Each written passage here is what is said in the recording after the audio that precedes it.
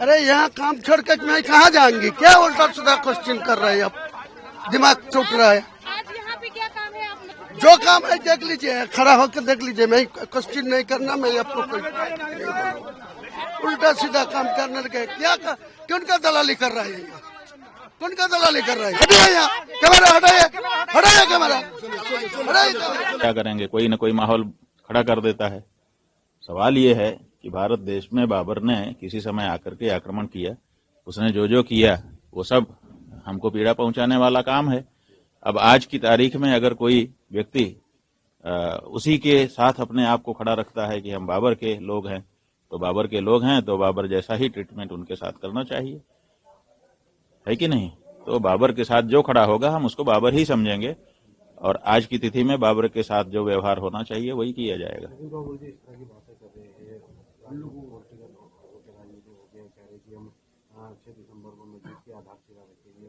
बात यह है कि मस्जिद बनाएं, उसमें हमें क्या आपत्ति है? मस्जिद बनाएं, बना करके वहां ईश्वर की आराधना अपने ढंग से करें, इसमें हमने आपत्ति अभी तक नहीं की है। आगे भी हम करने की अभी इच्छा नहीं रखते हैं, लेकिन बाबर आएगा, बाबर के साथ हमारा व्यवहार बाबर के अनुरूप ही होगा, ये बात हम कह रहे हैं। বাবা সাহেব যেটা লিখে গিয়েছেন সেখানে প্রত্যেকটা জাতি ধর্ম বর্ণ নির্বিশেষে সবারই যেমন মন্দির করার অধিকার আছে, খ্রিস্টানের যেমন গির্জা করার অধিকার আছে, আমাদেরও কিন্তু মসজিদ করার অধিকার আছে। এমনটা নয়, অনেকে বিতর্ক করছে যে বাবরির নামটা বাদ দিয়ে মসজিদ করলে হয়। আমার কথা হলো বাবরির নামটাতে এত মির্চে ওদের লাগছে কেন? যখন ওরা বাবরি মসজিদের জায়গাতে সেখানে রাম মন্দির নির্মাণ করলো, তখন ওখানে নির্মাণ করা উচিত ছিল। সাথে সাথে আমাদের সাগর দিঘিতে কেন রাম মন্দিরের শিলান্যাস করলো? তখন তো কারো মির্চে লাগেনি। তাহলে ওখানে রাম মন্দির, অযোধ্যায় রাম মন্দির হওয়ার কথা ছিল, সেই রাম মন্দির ওখানে হয়েছে, সাথে সাথে এখানেও হয়েছে।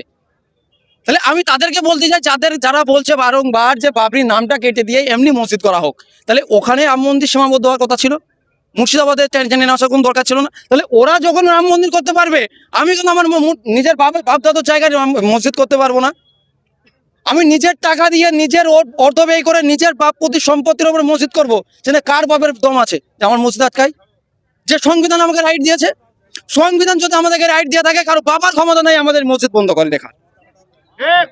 আর সাথে সাথে এটাও বলি, আমরা বারংবার দেখছি মুসলমানদেরকে এমন ভাবে লাঞ্ছিত বঞ্চিত করা হচ্ছে ভারতবর্ষের বুকে, যে আমরা বেঁচে আছি এটাই আমাদের কাছে বড় পাওয়া, এটাই আমাদের বড় উন্নয়ন।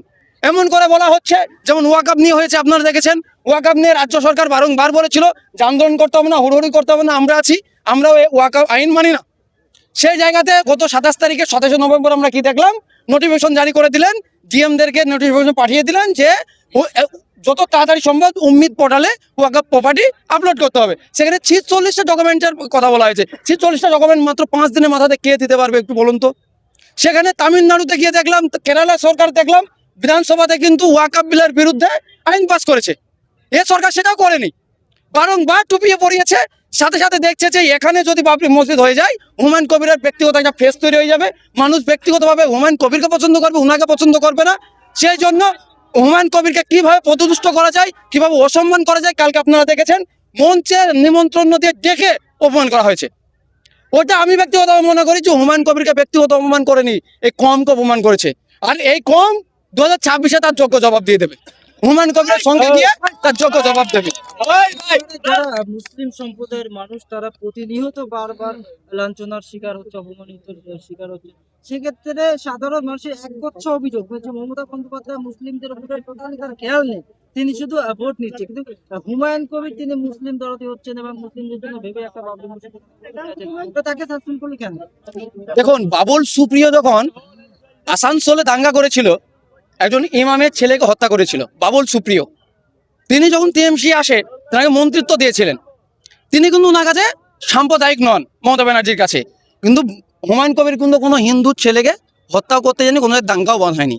শুধুমাত্র কি আমাদের আবেগ, আমাদের প্রাণপ্রিয় যে ভালোবাসা, যে এতদিন আমরা বুকে দুঃখ নিয়ে ব্ল্যাক ডে পালন করছি 6 ডিসেম্বর, সেইটাকে উপড়ে ফেলে দিয়ে আমরা মুর্শিদাবাদের বুকে যাতে আমাদের দুঃখ নিয়ে আর বাঁচতে না হয়, নতুনভাবে যেন আমরা বাঁচতে পারি, এবং আমাদের এত প্রিয় একটা মসজিদ, বাবরি নামের যে মসজিদ, সে মসজিদ আমাদের হিতাকাঙ্ক্ষী হিসেবে এখানে তৈরি করতে পারি, তার চেষ্টা করছে। সেটাকে সাম্প্রদায়িক হয়ে গেল।